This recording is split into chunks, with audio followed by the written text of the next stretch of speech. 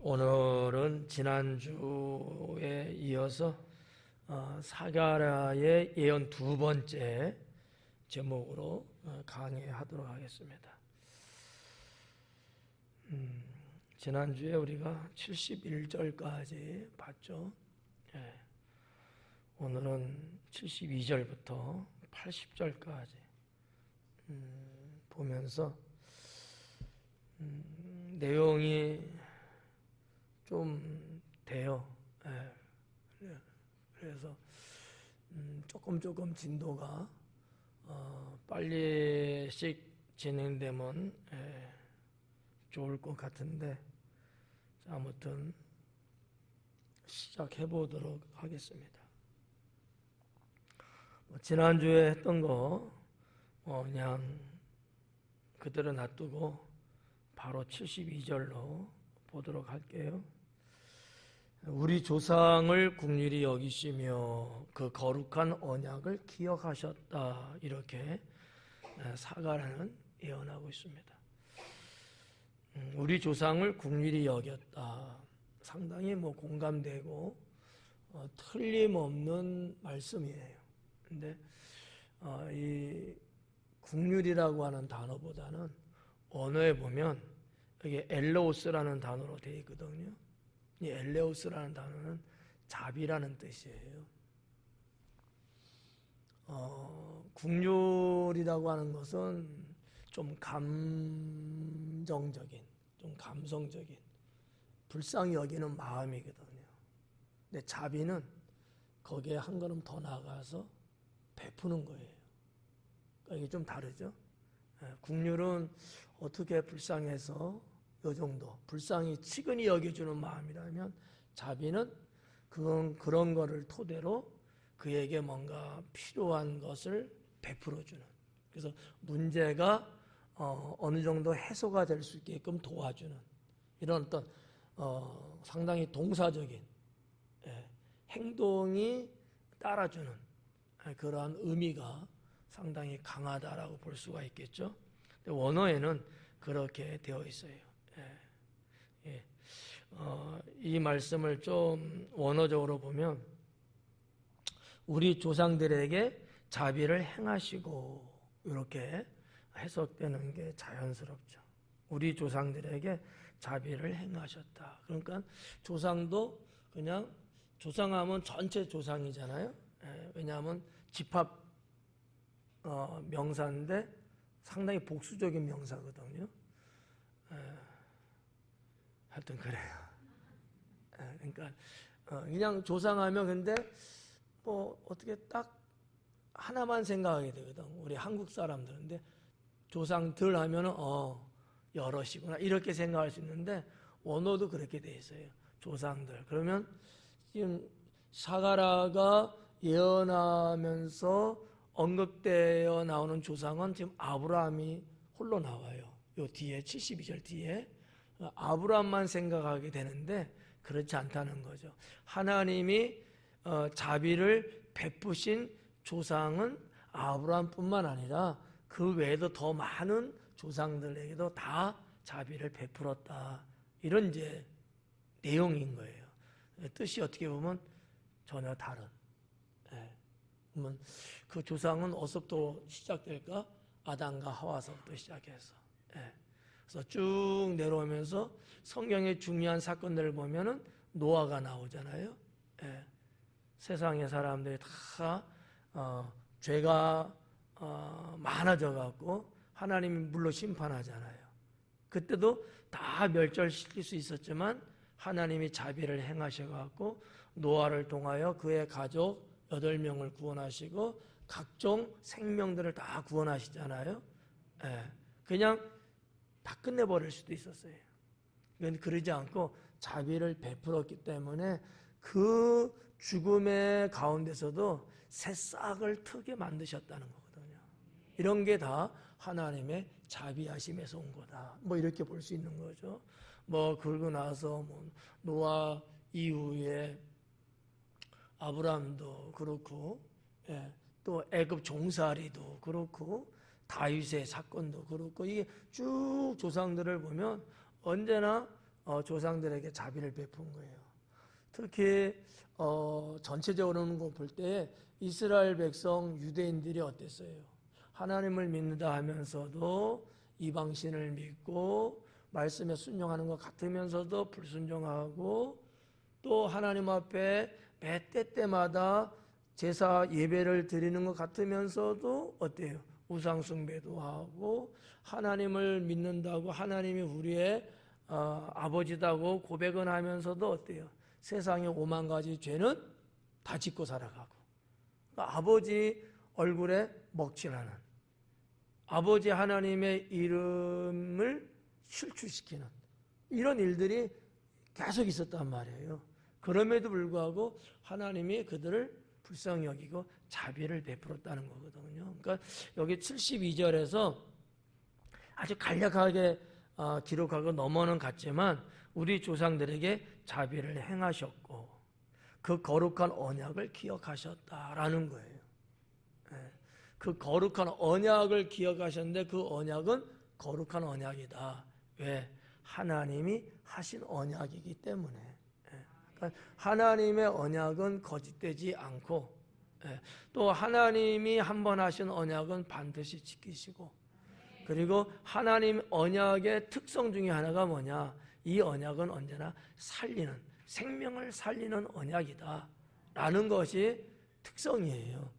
그래서 하나님의 언약을 받은 자는 결코 죽지 않는다 라는 것이 성경에서 우리가 찾아볼 수 있는 언약이거든요. 근데 여기 보니까 72절에 그 언약을 기억하셨는데 73절에 뭐랬냐? 곧 우리 조상 아브라함에게 하신 맹세다. 이렇게 기록하고 있어요. 자, 언약을 하나님이 기억하고 계시는데 그게 뭐냐? 그게 뭐냐라는 거예요. 그것은 아브라함, 우리 조상 아브라함에게 한 맹세다. 아브라함에게 한 맹세다 이거예요.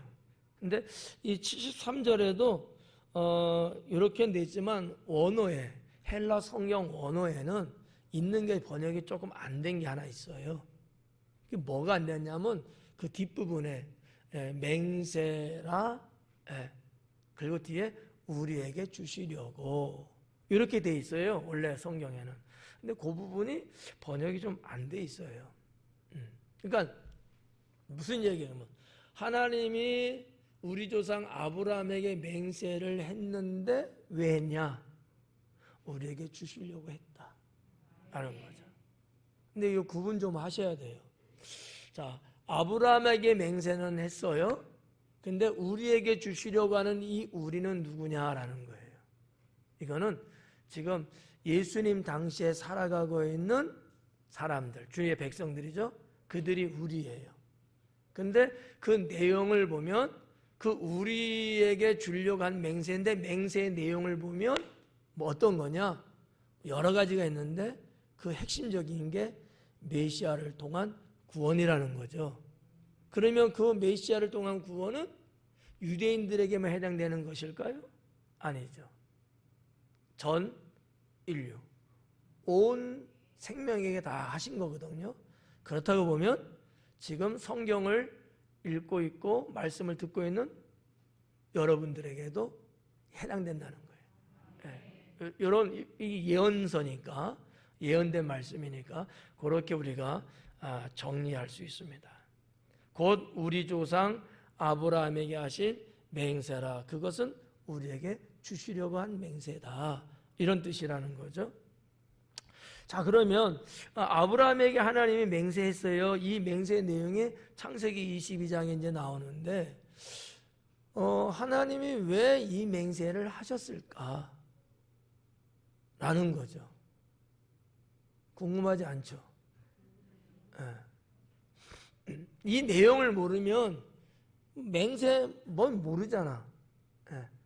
하나님이 왜 맹세를 하셨고 이 맹세의 내용은 어떤 것이고 우리가 읽고 있는 이 성경 지금 누가복음엔 안 나와 있어요. 그러면 정말로 하나님이 맹세했던 그날 그 사건으로 가봐야 되거든요. 그러면 창세기로 가야 되거든요. 그 어떤 것들이 있었느냐? 이런 거예요. 하나님이 아브라함에게 맹세한 이유, 그거는 이런 거예요. 뭐라고 기록했냐면 네가 독자일지라도 내게 아끼지 않고 바쳤다는 거예요. 네 아들 독자라는 거죠. 독자 맞잖아요. 100세 낳은 아들이잖아요. 얼마나 여러분 귀해요. 여러분 말이 뭐 맞을런지 모르지만 100세에 낳은 아들이야. 딱 하나야 뭐. 아들 딸 따질 것도 없어. 하나 딱 낳았어. 100세. 그것도 하나님의 축복 가운데 낳잖아요. 그거하고 한 10억하고 어떤 게 더 좋은 거예요? 고민스럽죠. 에? 고민스러울 거야. 그래도 10억이 좋긴 좋은데.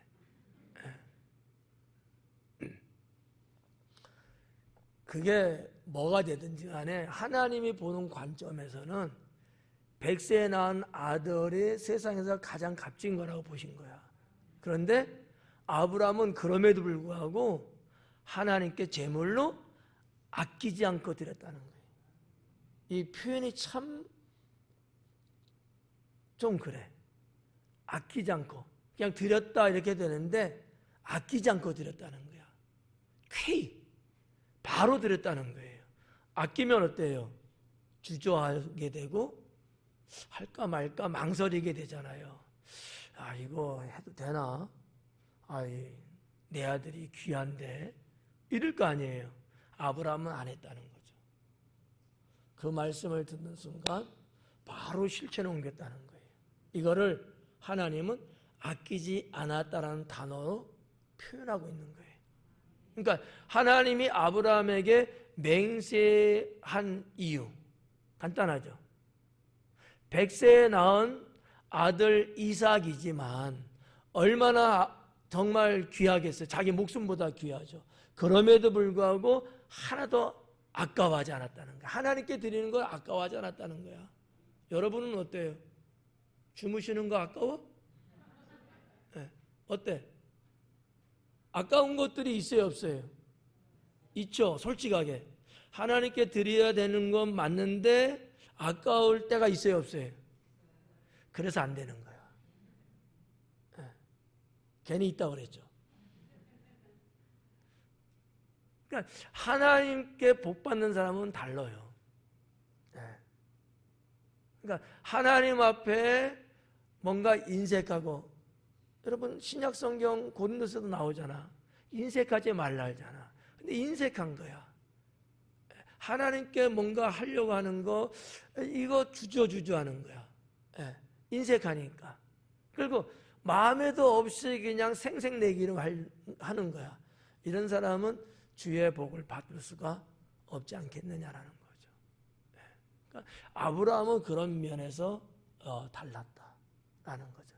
여기서 우리가 기억해야 될 게 뭐냐면 하나님께 아끼지 않는 헌신의 신앙이 필요하다. 하나님께, 사람한테는 아까워해도 돼요. 경우에 따라서는. 자식한테도 때로는 어때요? 자식한테 이렇게 부모님들은 대체적으로 다 해주잖아요. 이 동네는 안 해주나 보다. 저녁 예배는 분명히 해줄 것 같아. 여긴 다 짠순이, 짠돌이 많나. 어때요, 여러분? 자녀들에겐 대체적으로 해주잖아요? 근데도 아까울 때가 있어요, 없어요? 이때니까 큰 소리 내잖아. 근데 하나님께는 아까워하면 안 된다. 왜냐하면 그냥 하는 얘기예요. 자녀들은 아무리 해줘봤자 안 돌아와. 그냥 그거로 땡이야. 근데 하나님은 내가 해드리면 해드릴수록 더 엄청나게 내게 주셔요. 그러니까 손해볼 게 없어. 이게 웃자고 하는 얘기예요. 집에 가서 또 저 뭐라 하지 마요.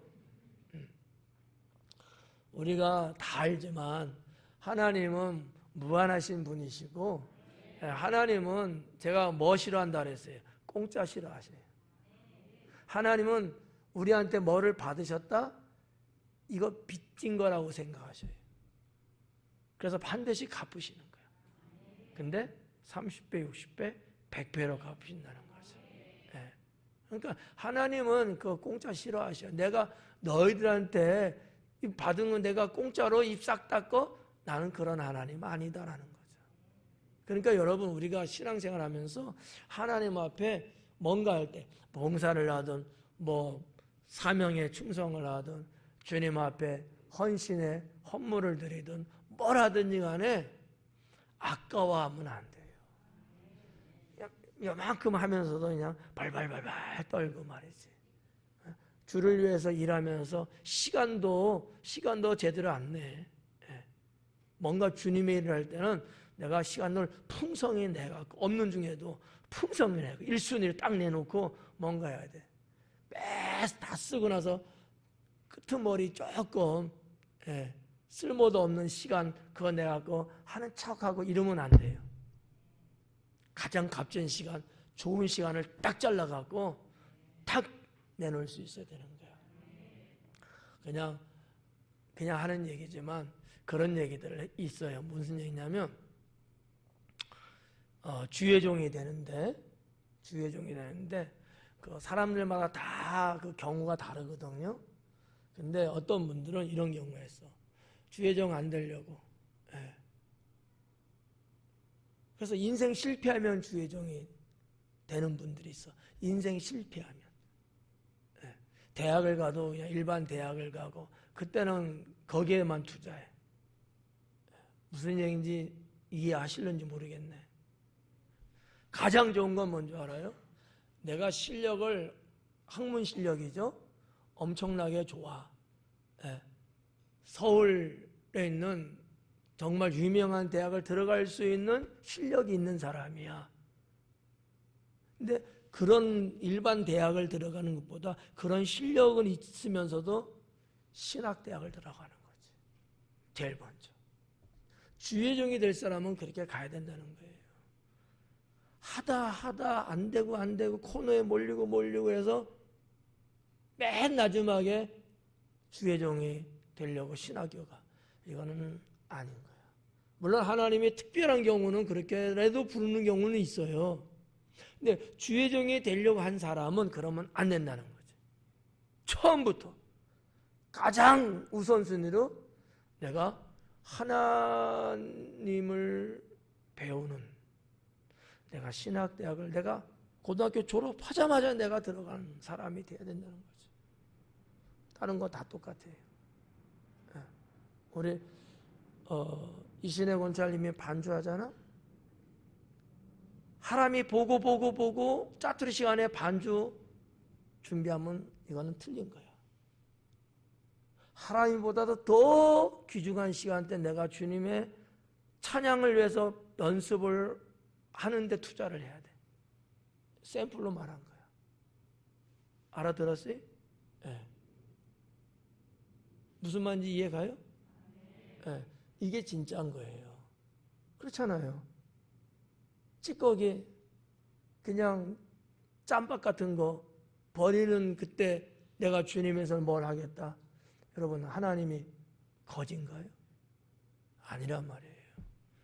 오늘 여기 성경에도 나오지만 하나님은 지극히 높으신 분이라 그랬어. 그런 하나님을 내가 믿고 가는데 내 인생 찌꺼기를 내가 가지고 간다? 그건 아니에요. 이건 신앙에서 잘못된 거예요. 가장 값진 것. 여러분 동방의 박사들 봐봐요.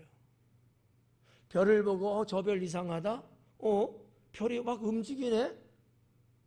이상하다 해갖고 자기네 동료들끼리 딱 모여서 떠나는데 그냥 가요? 가다가 뭐 하나 사자 마트에 들어가서 그래요? 아니에요. 가장 귀한 보물을 챙겨서 가는 거야. 다르잖아요. 우리가 신약 마가복음 강의하면서도 그런 말씀드렸잖아요. 이스라엘 백성들이 예루살렘 성전에 6월절에 가서 제사 드릴 때 원래는 자기 집에서부터 준비해서 이렇게 가야 되는데 이게 껄끄럽고 힘들고 어렵고 막 이러니까 어디서? 예루살렘 와서 성전 앞에서 물건 재물 파는 데서 그 돈 주고 사서 그게 딱 하는 거야. 정성이 있었겠어요? 없다고. 이 틀린가 벌써 이게. 이해가요? 무슨 말인지? 예. 여러분이 헌금할 때도 성전에 와서 여기서 막 챙겨서 이거는 별로예요. 제가 볼 때. 나는 그렇게 안 가르쳤거든요, 여러분을.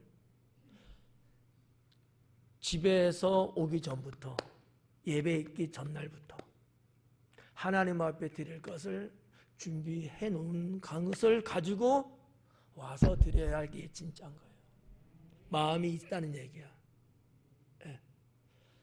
수요일이니까 화요일날 저녁쯤에는 늦어도 준비를 해놨다가 수요일날, 주일날 같으면 토요일날 준비했다가 주일날. 이 사람의 헌금은 정말 마음이 있는 걸까 없는 걸까요? 정말 있는 거예요. 예. 그게 없으면 그냥 와, 생각 없이. 사람은 받을지 몰라도 하나님은 그 헌금 안 받습니다. 하나님 거지 아니거든요. 제가 이 말씀을 왜 강조하냐 하면 우리의 신앙의 삶에 정말 중요하고요. 이거는요, 여러분들이 하나님께 복 받는 것하고 상당히 관련성이 있습니다. 아주 깊어요. 오늘 그 말씀을 지금 드리려고 하는 거예요. 하나님이 아브라함에게 맹세한 이유는 이거예요. 그 맹세의 내용은 뭐냐라는 거지. 몇 가지가 돼요. 첫째는 내가 너에게 큰 복을 주겠다라는 거야. 내가 너에게 큰 복 주겠다. 정말 아브라함 큰 복 받았잖아요. 네. 그리고 네 자손이 번창한다는 거예요. 정말 그의 자손들이 번창하잖아요. 아브라함한테 이런 복을 맹세하신 거예요. 네 자녀들이 하는 것을 누구도 해할 수 없다는 거예요. 성경이 그렇게 말씀하고 있어요. 자손 번성하고 큰 복도 받고 나는 너의 하나님이 되어주고 나는 너의 하나님이 되어준다는 거예요. 이 하나님이라는 엘로힘은 전능하다는 거예요. 전능한 세상을 창조한 그 능력, 그런 분이라는 거거든요. 나는 너의 하나님이 되어주겠다. 나는 너의 전능한 신이 되어주겠다. 어떠한 누구도 너를 해치지 못하게 할 것이다. 이러한 맹세를 하신 거거든요. 그리고 마지막에는 뭐라 하냐면 천하 만민이 너로 인하여 복을 받을 거다. 얼마나 좋아요. 천하 만민이 모든 사람들이 너 때문에 복을 받는다. 이런 맹세를 한 거예요. 이 마지막 네 번, 마지막 이 천하 만민 너로 인해서 복 받는다는 것은 이 메시아를 암시하고 있는 예언적인 것들이거든. 그러니까 큰 복을 주겠다는 것도 시작해서 자손이 번성한다는 거, 나는 너의 하나님이 되어준다는 거, 내 후손들이 잘 된다는 거, 너 때문에 천하 만민이 다 복을 받게 된다는 거. 어느 걸 하나 여러분 나쁜 거 있어요? 다 좋잖아요. 뭐 때문에? 딱 하나. 하나님 앞에 아낌없이 드렸던 거. 근데 그 내용을 보니까 뭐예요? 아브라함은 말이죠. 하나님 말씀을 들을 때 믿고 순종했다라는 거죠. 여러분도 마찬가지예요. 하나님을 절대로 믿고 그분의 말씀에 순종할 때 따지지 말고 하나님의 말씀은 따지는 게 아니에요. 따지는 순간 믿음이 없는 거예요. 왜? 하나님은 거룩하시고 영원하시고 그분은 틀림없는 분이에요. 그분에게 따진다는 것은 하나님도 저러다가 잘못하면 어떡하지? 이거 믿을 수 있어? 이런 어떤 불신이 있어서 그런 거거든. 주께서 말씀하시면은 말씀을 절대로 믿고 순종하는 거예요. 그 말씀대로 사는 거지. 행하는 거지. 네 아들 이삭을 내게 바쳐라. 믿고 그대로 순종했어요. 이거를 하나님이 귀하게 보신 거죠. 그리고 이 복을 맹세하신 거예요. 그래서 오늘날에도 어느 분들을 보면은 정말 이와 거의 비슷하게 행하시는 분들이 있어요. 우리 교회뿐만 아니라 다른 교회들도 누구든지 이런 분들의 가정, 이런 분들의 인생은 달라요. 하나님이 정말 거짓말처럼 그 가정을 열어가시고 그 자식들의 길을 이끌어 가시면서 문제가 없어. 예. 그냥 인간적으로 볼 때는 아우 순이네보다도 우리 집이 못한 것 같아. 뭐를 봐도.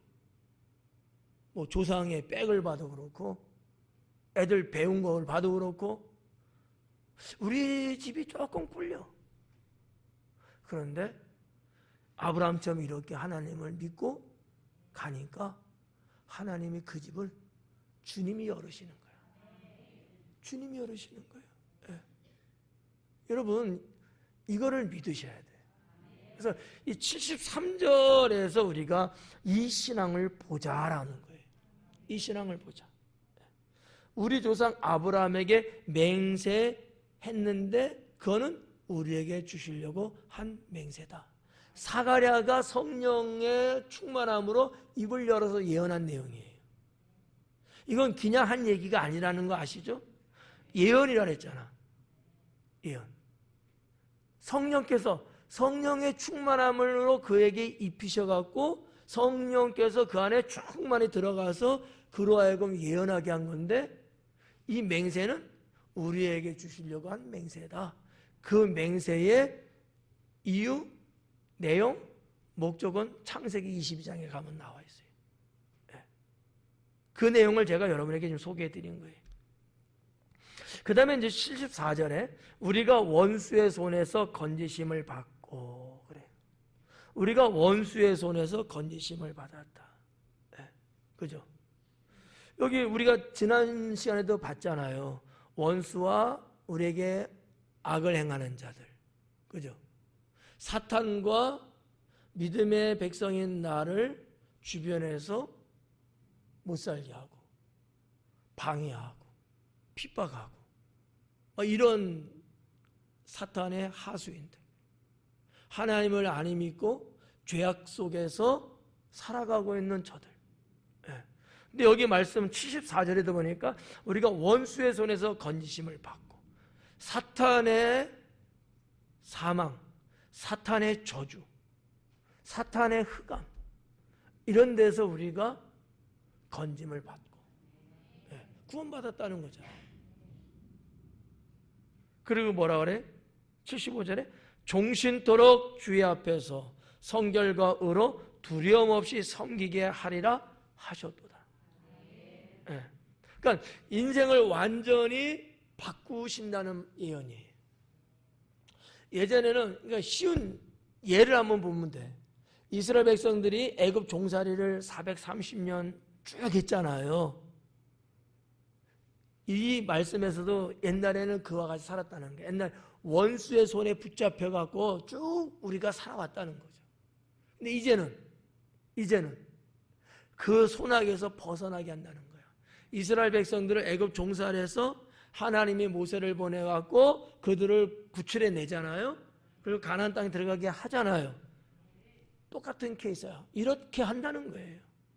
그 말씀을 지금 여기 예언적으로 한 거죠. 종신토록, 우리 인생의 평생토록 라는 말이거든요. 우리 인생의 모든 날이라고 돼 있어요. 그거를 그냥 한마디로 종신이라는 단어를 쓴다. 종신이라는 단어가 그런 거니까. 종신토록. 종신토록 주의 앞에서 성결과 의로 두려움 없이 섬기게 하리라. 네. 왜? 원수의 손에서 건짐받으면 이렇게 갈 수 있다는 거지. 여기서 말하는 무슨 단어가 있냐면은 두려움 없이, 이 두려움이라는 단어예요. 이 두려움이라는 단어는 억압과 고통을 의미하고 있는 거예요. 원수 때문에 두려움 속에 살았어요. 근데 두려움에서 살았다는 이렇게 말만 툭 던지면 좀 별로 의미가 없어. 그게 뭔데? 고통이었다는 거죠. 억압받고 고통당하면서. 이게 여러분 사는 게 아니에요. 여러분들은 이런 인생을 살아본 적이 있으셨는지는 모르겠어요. 억압받는 거. 누구한테 막 억압당하는가.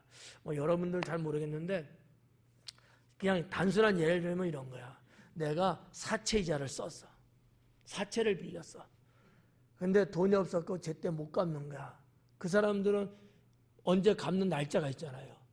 그날만 지나기만 하면은 막 독촉하는 전화에 그것도 더 그래도 못하면은 막 찾아와서 막 엇박지르고 막 이런대잖아요.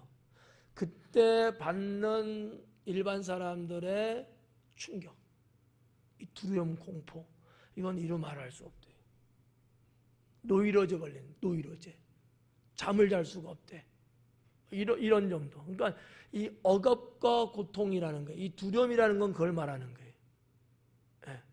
여러분 죽음에 대한 공포를 느껴본 적이 있으셔요? 내가 이러다 죽는구나 이 정도가 아니야. 정말 죽음 앞에까지 갈 정도로 그게 병이든 사람들의 시련이든 뭐가 되든지 간에 이때 당하는 이 억압. 이런 게 있다. 여러분 주무시다가 가위 눌린다는 말 하잖아. 가위 눌려본 경험은 있으셔요? 지금은 아니래도 예수님 믿기 전에. 지금도 하면 이건 문제야. 하여튼 가위 눌려본 경험. 꿈속에서 잠자면서 막 뭔가 내가 이렇게 좀 힘드니까 몸부림치는데 이게 안 되잖아. 그죠? 가위 눌린다면. 이거는 게임도 안 되는 거야. 이보다 더 엄청난 거지. 실습하면 좋을 것 같아. 여러분 관 있지, 실작 관에 정말 들어가게 하고 뚜껑 닫고 못질을 하는 거야. 그럴 때 여러분 그런 거 해보신 적 있어요? 안 해봤죠? 앞으로 할 거죠? 저는 해봐서 알아요. 장례하는 거, 염하는 거 이거 다 옛날에 다 공부도 했고 많이 했단 말이에요. 성도님들 하나님 나라를 보내려고 정말 관에 들어가서 눕고 바깥에서 이 친구들이 문을 딱 닫아 그 망치를 박어. 그때 엄습하는 공포. 이게 죽음이구나. 이거 싫으면 땅속에 묻어버려 그냥. 파갖고 묻고 그냥 흙으로 덮어버려. 이때 오는 공포 있지 않겠어요? 그런 억압 정말 무서운 억압이죠. 막 가슴이 막 눌리고요, 숨조차 쉴 수가 없는 거예요. 막 이렇게 되는 거죠. 이런 억압과 고통, 이거를 여기서 말하는 두려움이라는 게 두려움. 근데 이런 두려움이 없이, 이런 두려움이 없는 거예요. 이제는 하나님의 자비를 통해서 구원받은 백성으로서 이제는 참 자유를 누리며 사는 주님의 자녀가 된 거예요. 그래서 이런 두려움이 없어. 세상이 뭐 오만 가지 뭐 요절이나 하네, 뭐 난리 법석도 하네 이래도 거기에 따르는 두려움이 없어. 평안해. 아멘 해야 되는 거 아닌가? 너무 빠져들어왔죠? 이게 달라요. 세상이 달라져요. 정말 세상이 달라져. 근심 걱정, 하나 끝나면 또 하나 생기고, 하나 끝나면 또 하나 생기고. 정말 근심 걱정 말할 날 없다고 그렇게 살던 사람이 이런 문제가 여러분 해결되면요, 세상 살만 나지 않아요? 얼마나 좋겠어요. 그런 거야 일종의. 이 74절은 그거야. 우리가 원수의 손에서 건지심을 받고 다시는 사탄이 내 영혼을 졌다 폈다 못해. 나를 간섭할 수가 없어. 왜? 주께서 나와 함께 계시니까. 그리고 75절이 종실토록 주님 앞에서 성결과 의로 두려움 없이 섬기게 하리라 하셨다. 여기서 말하는 성결과 의라는 게 어떤 걸까? 이 성결이라고 하는 거는 뭐 많이 사용되는 단어잖아요. 성결이 뭐냐?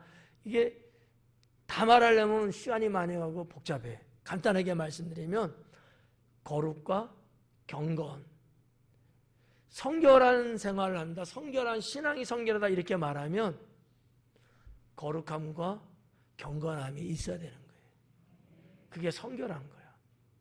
근데 좀 더 원어적으로 보면 여기에 뭐가 있냐면 사실은 하나님을 향한 헌신이 있는 거예요. 근데 아까 아브라함에게 맹세 그 얘기를 하면서 제가 말씀드렸기 때문에 여기서 생략한 거예요. 그러니까 성결이 뭐냐? 하나님 앞에 거룩하고 그 다음에 경건하게 사는 거예요. 세상 살면서 거룩하게 사는 거예요. 이게 성결한가? 깨끗하다는 얘기예요. 하나님 앞에 깨끗한 거야. 뭐가 깨끗해? 거룩하게 구별하게 사니까 깨끗하지. 여러분 속된 말로 똥물인지 무슨 물인지도 모르고 천방지축으로 막 아무데나 들어가고 막 이러면 깨끗한 거예요? 더럽잖아요. 저기 더럽네? 그러면 피해 가야죠. 맞잖아요? 저거 죄네? 저거 나쁜 일이네? 그럼 우리 피해 가야죠. 여러분 운전하면서도 그러지 않아요? 뭔가 이렇게 동물의 사체가 이렇게 길거 있으면 좋다 한번 밟아보자 하고 밟고 운전하는 분 있어요?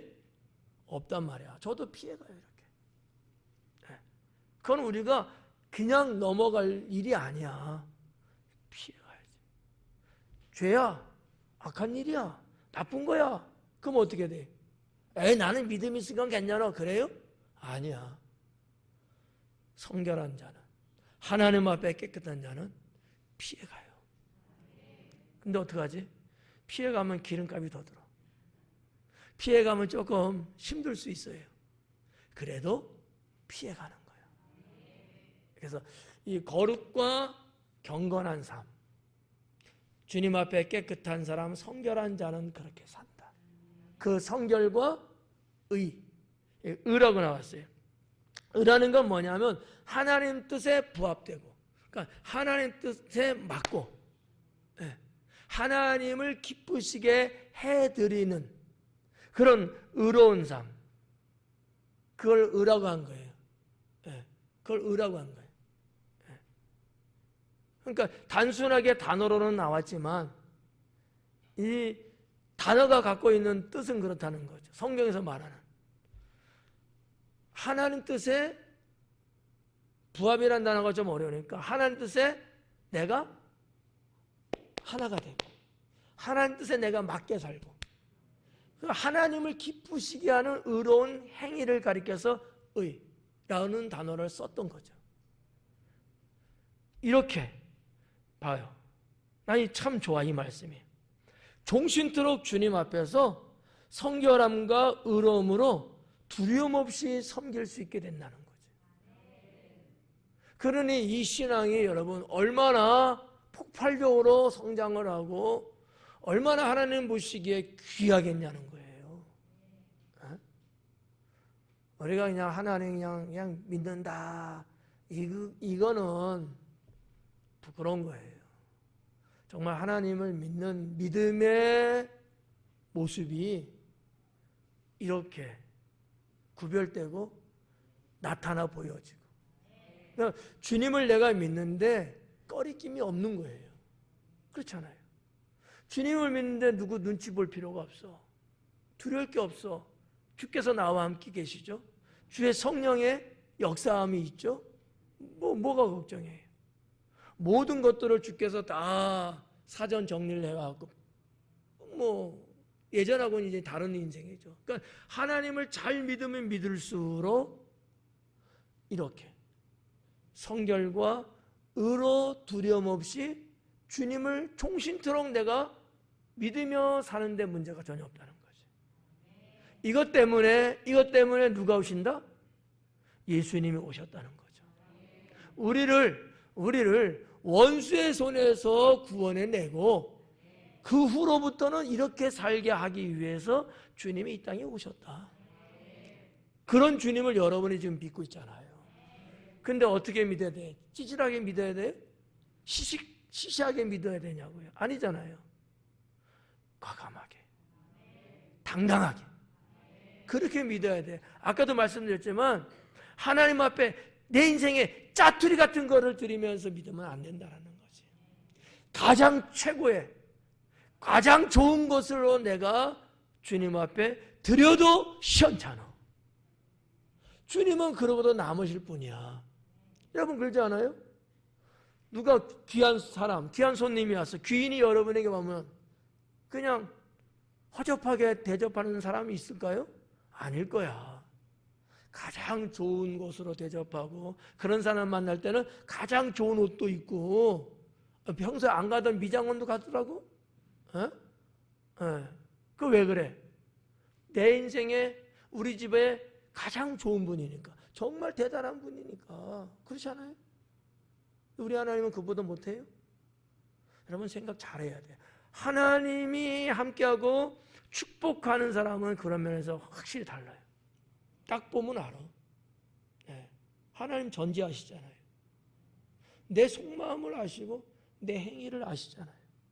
그러니까 우리가 하나님을 믿고 하나님 앞에 우리가 어떠한 마음과 자세로서 내가 그분을 섬기는 건가, 이게 다르다라는 거예요. 늘 뭐 하는 얘기지만 저만은 아니야. 이 앞에 나와서 인도하는 분들은 그런 얘기 하더라고. 예. 여러분 찬양 이렇게 드릴 때, 박수 칠 때 딱 보면 알아. 그거 하나만 딱 봐도 알아. 예. 정말 하나님 앞에 감사와 기쁨으로 찬양하면서 박수 치는 사람하고, 남들 보니까 박수 치니까 나도 그냥 할 수 없이 그냥 박수 쳐야 되니까, 이런 사람하고는 달라요. 하나님이 달라. 하나님 앞에 박수로 정말 감사와 기쁨으로 쳐드리는 분하고, 그렇잖아. 예. 아유, 손흥민이 들어가 그냥 축구하는데 그냥 그 월드컵 경기장에 그 거의 7만에 이르는 그 사람들이 모여갖고 그냥 열광을 하고, 아니 손흥민이가 뭐 번데기 하나를 사줬대? 그런데도 그냥 같은 민족이라는 거 하나 때문에 그냥 막 난리잖아요. 아, 여기 별로 축구 안 좋아하는지? 아니, 그런 걸 우리가 그냥 TV만 봐도, 뉴스 봐도 그러잖아요. 야, 저 사람들 참. 얼마 전에 TV 보니까, 그, 호소중학교 출신 그분 이름 뭐라고? IT? 아이키? 이 어렵다. 하이킥도 아니고. 아이키? 예. 그 친구가 와서 호소중학교에서 조금 잠시 이렇게 공연했잖아요. 호소중학교 이 제일 무서워하는 중2 난리 났잖아. 막 열광하고 막 우는 애들도 있어, 우는 애들도. 내가 그걸 보면서, 우리 성도들이 주님 앞에 저 정도만 하면 얼마나 좋을까. 우리 예수님 때문에 난리 나고 막 눈물 흘리고 한호 지르고 와. 그래 봤어요? 에휴, 찌질해. 그러니까 그 가수 그분이 얼마나 좋아했어. 자기가 그 호소중학교 나왔잖아요. 그리고 어쨌든 출세한 거 아닙니까? 그 후배들의 그런 나를 반겨주는 모습 보니까 얼마나 좋겠어. 안 좋겠어요? 남일이라고 시큰둥해 지금? 얼마나 좋겠냐고요. 제가 예를 들어서 이제 목회 이제 그만뒀어. 그래서 딴 데 갔어. 그러다 어쩌다 한번 왔네, 놀러? 근데 뭐 누구야? 왔나? 이거 하고 목사님 오셨다고 하는 거하고 같아, 달라요? 내 기분이 어떨 것 같아? 그렇게 해주면. 그러면 내가 먹을 거라도 내가 사주고 가지. 자, 일종의 다 예를 드린 겁니다. 우리가 정말 나를 구원하고 이 세상을 살아가는 내내 주님의 평강 가운데서 살아갈 수 있도록 하기 위해서 이 땅에 오신, 그리고 십자가에 달려 돌아가신 그 주님을 내가 어떻게 살아가면서 믿어야 될 것인가. 여러분 이거 심각하게 한번 생각해 보셔야 돼요. 그냥 별별 일 없이 믿지 말고 정말 잘 믿자라는 얘기 한마디로. 예. 손해볼 거 하나 없습니다, 여러분. 제가 장담해요. 정말 하나님 잘 믿으면요, 손해볼 거 하나도 없어요. 손해보면 저한테 오세요. 잘 믿었는데 손해봤다, 저한테 오세요. 제가 물어드릴게. 난 자신 있어. 정말 하나님 잘 믿으면요, 아브라함에게 한 맹세처럼 하나님이 그런 축복을 여러 번 주셔요. 주신다고. 나는 믿어. 네. 그래서 외람된 얘기지만 제가 글쎄 뭐 욕심이라고 할까 소망이라고 할까 하면, 나는 다른 분들은 모르겠고 적어도 우리 교회 성도님들만큼은 목사만큼만 하나님 믿어라. 뭐 그 이상 믿으면 더 좋고, 저를 제끼고 더 잘 믿으면 더 좋고, 제가 믿는 것만큼만 같이 믿자. 저랑 같이.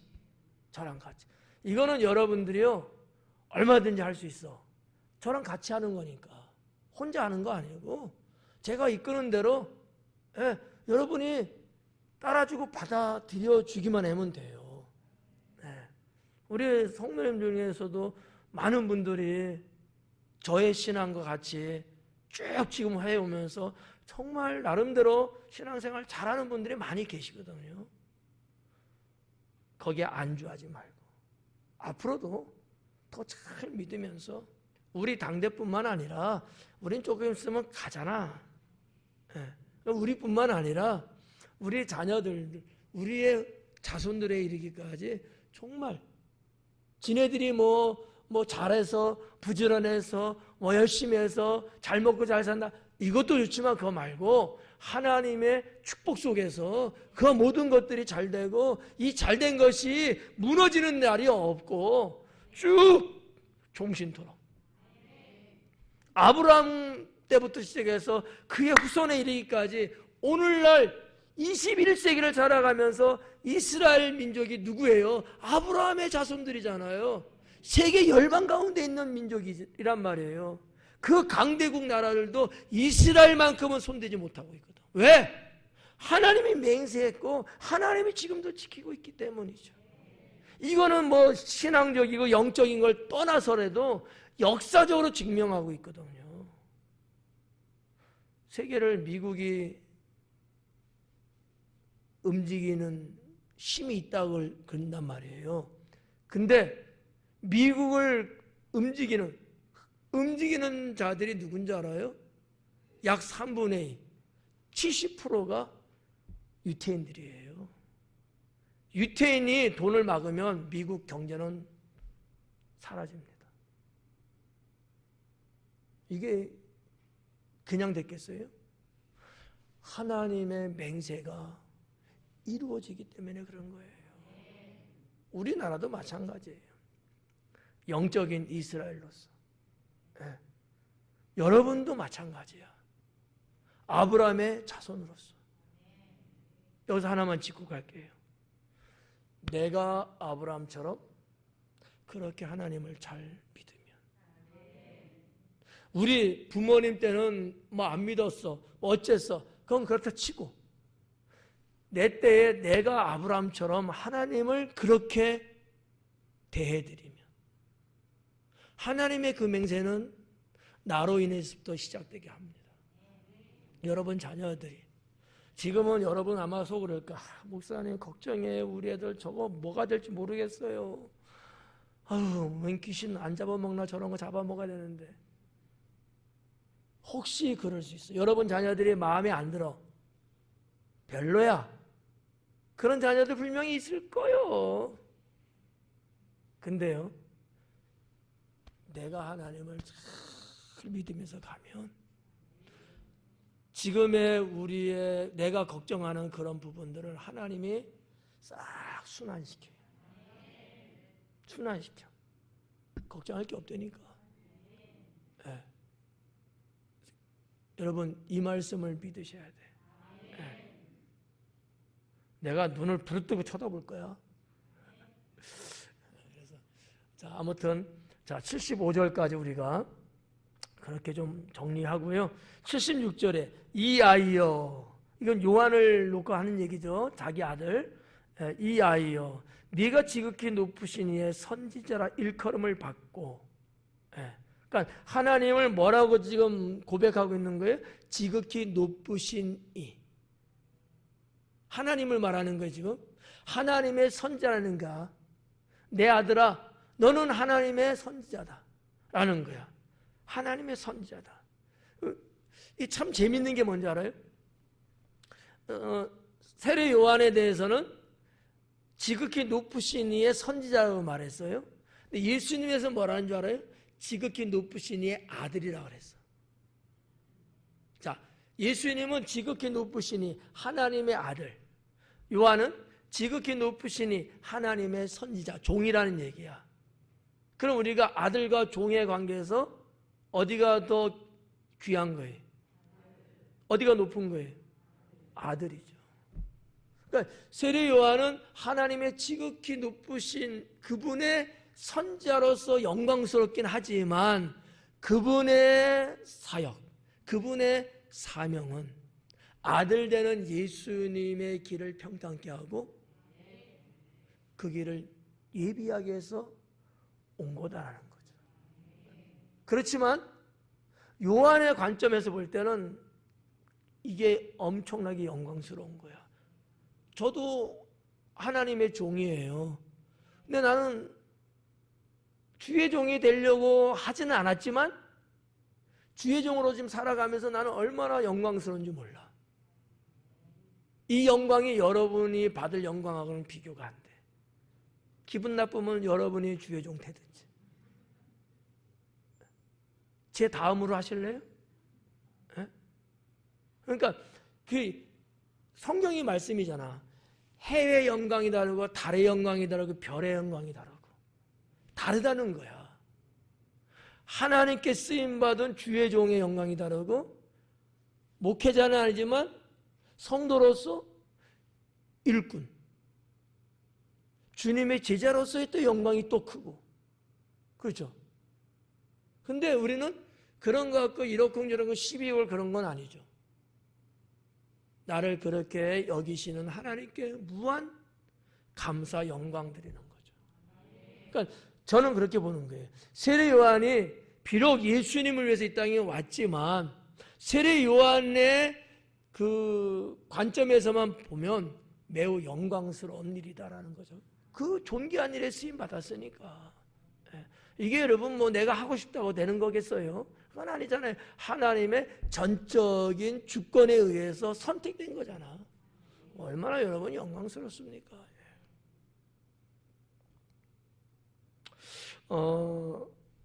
그리고 그 뒤에 보면 뭐라 하냐면 주 앞에 앞서가서 그 길을 준비하여. 이게 요한의 사명인 거예요. 메시아 앞에 앞서간다. 그래갖고 주님의 길을 평탄케라는 단어를 썼는데 정리정돈을 하는 거예요. 예수님이 이제 복음을 3년 동안 전하셨잖아요.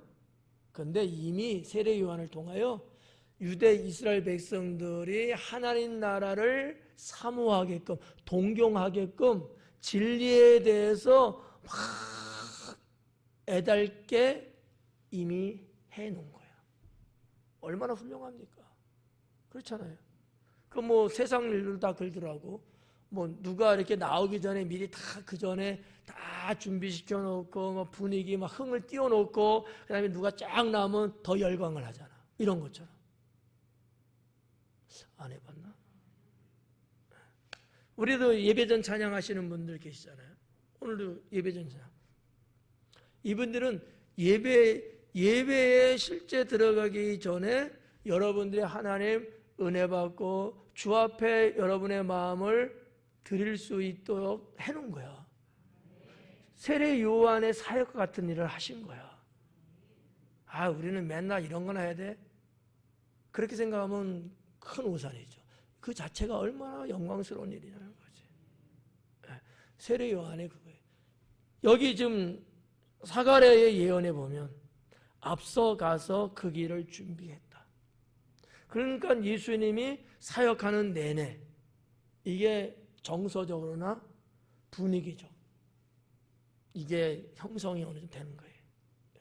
왜냐하면 뭐 말이 또 길어지는데 그 당시에 세례 요한의 복음 전파를 통해서 이스라엘 백성들이 메시아에 대한 갈망함이 엄청나게 있었는데 이게 폭발하기 시작한 거예요. 그리고 정말 메시아가 왔어. 난리죠. 난리죠.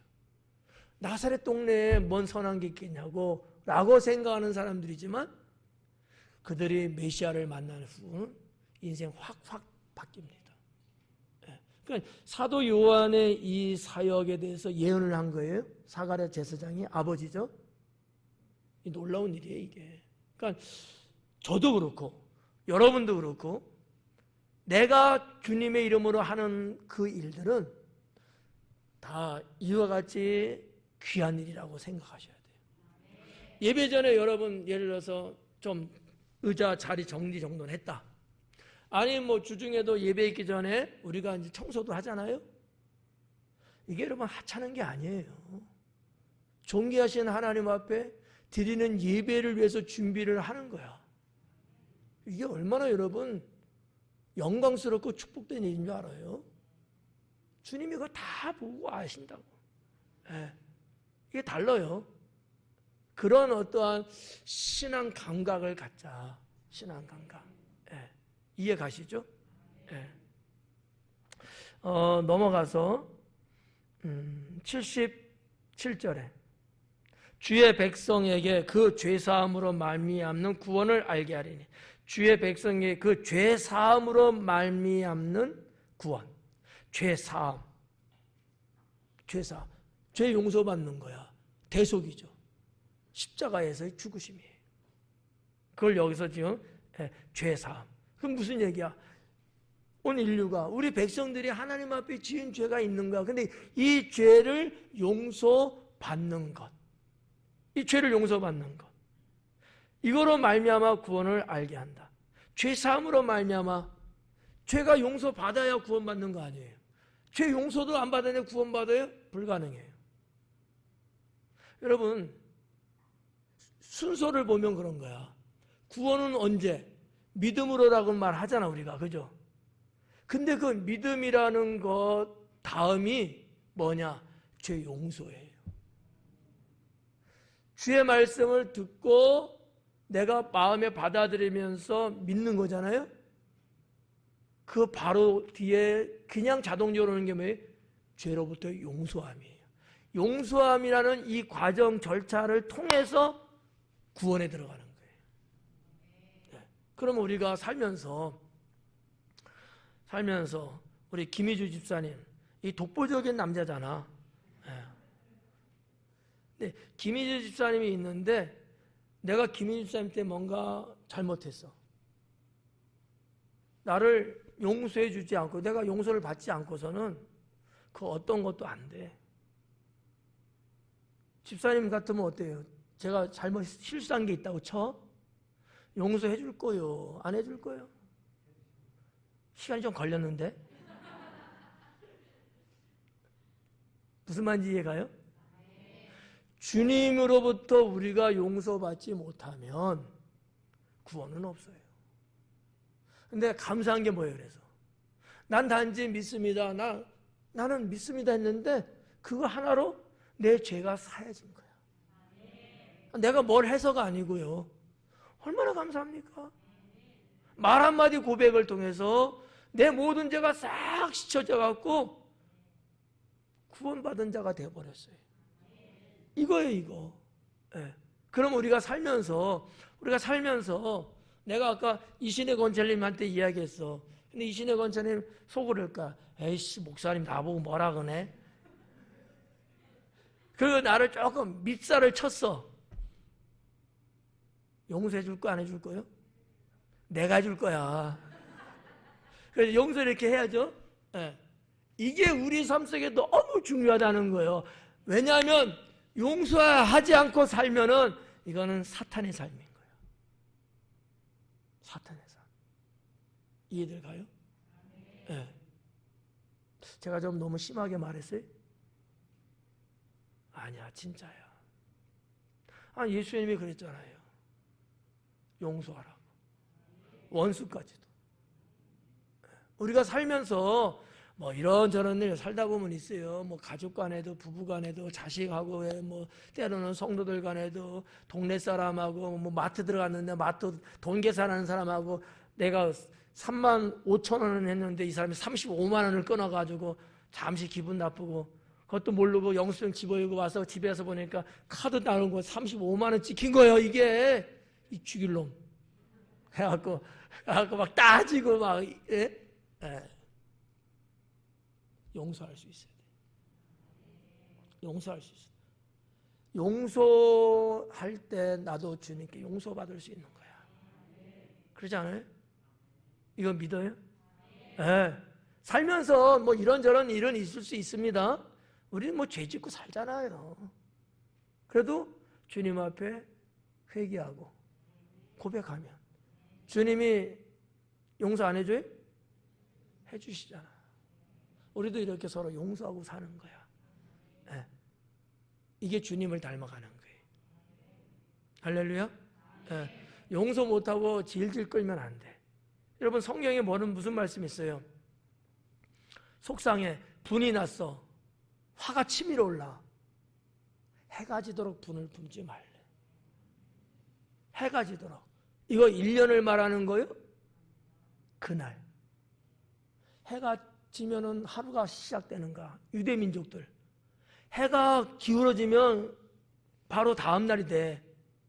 오늘 이거 해결하라는 거야. 이거 가고 내일도 가고 모레도 가고 일주일 가고 이러면 안 된다는 얘기예요. 해가 지도록 분을 품지 말래. 네. 우리가 살다 보면 뭐 기분 나쁜 일 있잖아요. 제가 사모님하고 예를 들어서 조금 의견이 안 맞아. 그래서 조금 마음이 살쭉해졌어. 언제까지 가지고 갈까? 나만? 그렇죠. 해가 지기 전에 풀어. 네, 그래야 돼. 해가 지기 전에 풀어야 돼. 우리는 그래서 죽어도 우리는 같이 침대에서 자. 우리는 한 번도 우리는 헤어져 산 적이 없어. 네. 뭐 그렇게 뭐 싸우고 그런 것도 없지만 혹시 그래도 마음이 조금 살쭉할 수는 있어. 그래도 바로 풀어야 돼. 주님 앞에, 주님 내 마음이 살쭉했습니다. 내 마음이 조금 속상했습니다. 용서하옵소서. 주님의 마음을 갖게 해주세요. 네. 이런 신앙이 진짜고요. 이게 진짜야. 네. 뭐 이제 막 믿었어도 실천하는 신앙이 진짜야.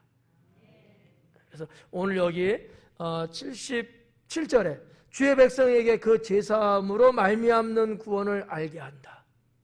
네. 78절 이는 우리 하나님의 국률로 인함이라. 우리 하나님께서 우리를 불쌍히 여기시고 우리에게 자비를 베풀었기 때문에 그래요. 여기서 말하는 것은 구약 성경으로 말하면 헤세드의 사랑인 거야. 헤세드. 국률이 여기시고 자비를 베푸시는 사랑. 하나님의 사랑은 헤세드의 사랑이거든요. 예, 멀뚱멀뚱 쳐다보고 어떻게 하나 두고 보자 이런 사랑이 아니라는 거예요. 언제나 불쌍히 여기고 자비를 베풀어서 좋게끔 만들어주고 이런 사랑, 이게 헤세드거든요. 히브리어로. 이게 헤세드의 사랑.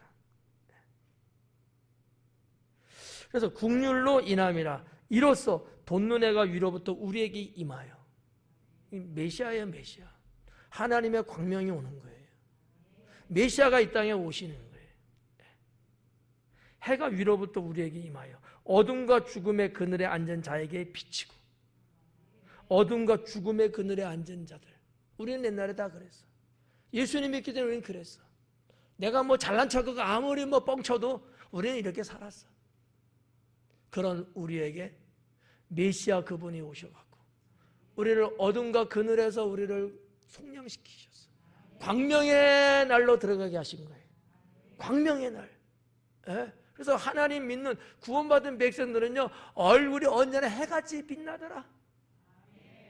아멘 하는데 2초 걸린 것 같아.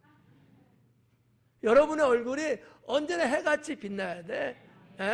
기뻐하라는 거잖아. 기뻐하라고. 아유, 목사님 날씨가 좀 우중충해요. 날씨 상관하지 말고. 왜? 구원받은 이 기쁨이 너무 큰 거예요. 그 신앙을 여러분 갖고 사셔야 돼요. 못할 거 없어요. 그리고 79절에 그렇게 뒷부분에 뭐냐, 우리 발을 평강의 길로 인도하시리로다. 우리 발을 평강의 길로. 평강의 길이 어디예요? 두 가지. 하나는 하나님 앞, 두 번째는 천국, 하나님 나라. 하나님 앞과 하나님 나라, 평강의 길이에요. 천국 가는 길은 평강의 길이에요. 하나님 앞에 나아가는 건 평강의 길이에요. 여기로 우리를 인도하시리로다. 예언입니다. 그러니까 여호와 하나님께서 말씀하신 거예요. 우리 예수님 메시아는 우리들의 영혼을 이렇게 인도하신다는 거죠. 이렇게.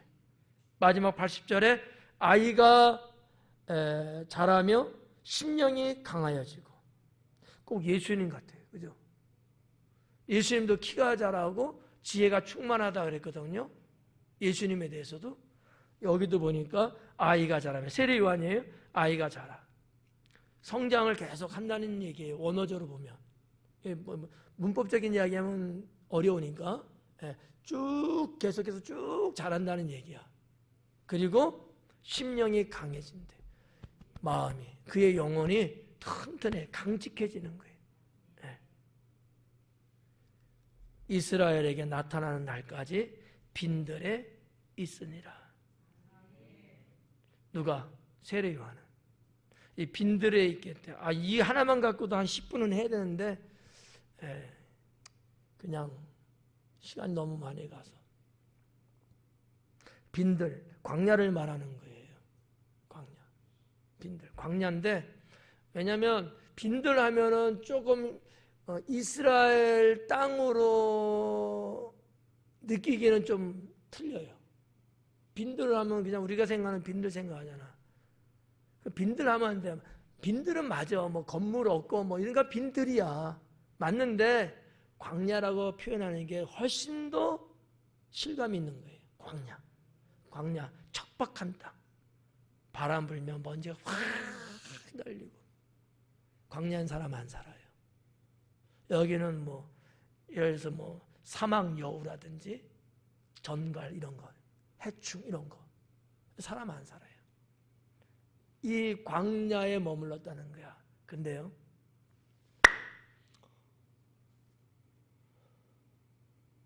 한마디 하고 다음에 좀 보충할게요. 광야는 예수님도 가끔씩 가셨어요. 광야에 가야 주님을 만나요. 아까 찬양도 광야 가사 있었죠? 네. 광야는 한적한 곳이야. 사람이 없는 곳이야. 주님을 조용히 경건하게 만날 수 있는 장소예요. 때로는 우리의 인생 속에서도 광야 같을 때가 있어. 쉽게 말해서 힘들 때야. 여러분 살다가 힘들 때 있잖아. 내 주변에 조금 전까지만 해도 나 아니면 못 살겠다고 그냥 하하호 했는데 떠났어. 아무것도 없어. 자식도 그래. 남편, 아내, 이것도 별거야.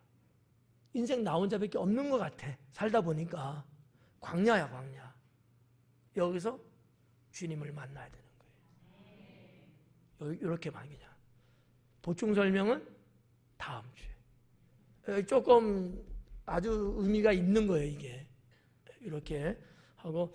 자, 아무튼, 사갈의 예언은 2주간에 걸쳐서 이렇게 이제 마무리 짓고, 다음에는 예수님의 탄생 2장으로 이제 들어가게 됩니다.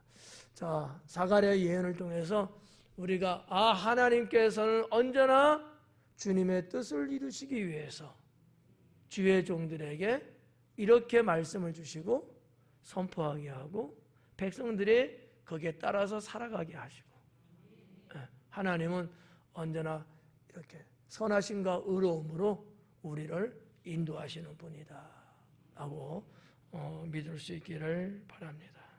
기도합니다.